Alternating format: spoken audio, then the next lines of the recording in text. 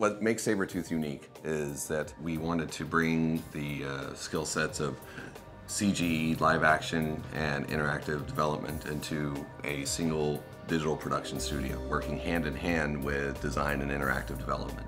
We are using CG on a daily basis now to make ideas exist that many creatives didn't think were possible. And the 3ds Max toolset helps us continue to diversify what we're able to achieve for our clients. We are able to say to them, you don't have to worry about that. That's our job, because we know that the tools are backing us up. For Toyota Camry, we were actually working with Saatchi & Saatchi in Los Angeles to deliver a multitude of online assets, and CG was very important to the pipeline in this case. One of the unique things that Sabertooth brought to that project was the ability to have our web developers and 2D and 3D designers work with our CG team to create assets that could then easily be translated to a web application. When you have CG products, animations, they are true assets.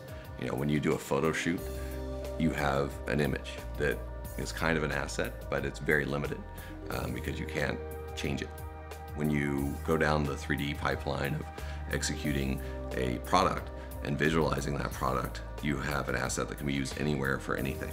And that idea is very powerful in today's marketplace, you know, where we have to do more with less money, where we have to execute creative ideas that are better than the last ones we did.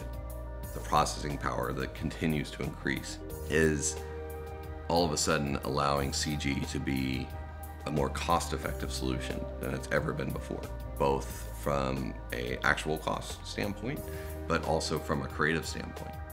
For Game of Thrones, we had the chance to build assets and some modules for the HBO Go experience online. And so what we did is we laser scanned all their props, brought the scan data into 3ds Max, and we're able to turn it into 3D models that could be used for a multitude of animations and still renders.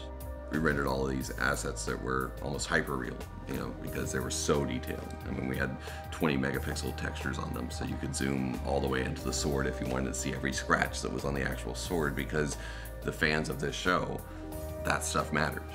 You know, they don't want to see a perfectly shiny chrome, you know, looking thing. They wanted to see where that scratch is where they had this battle. And really, I don't know, you know, with another tool set if we could have done it as fast as we did. When you're talking about online advertising or online media, the size and the scope and the timings are infinite. So with that challenge, you have to respond to also that you're not creating just a storytelling piece sometimes. Sometimes you're creating assets that really are multiple parts that collectively make up the story. So whether it be an online game or whether it be a takeover banner unit where you see these cool 3D animations take over. We were hired to work on a project for the Army called At the Ready.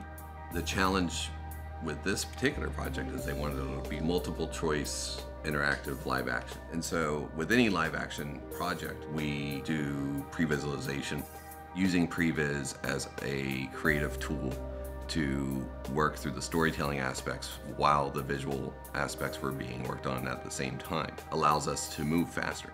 3ds Max still has not let us down. Many people are saying that everything will be interactive eventually. I mean, you see games looking like films now, and you know, you see some of the latest commercials for games where they cut real footage with CG footage out of the game, and that's where we're heading to very, very quickly. And that, as a business owner and as a 3D artist myself, that's our focus, and that's what 3ds Max lets us do.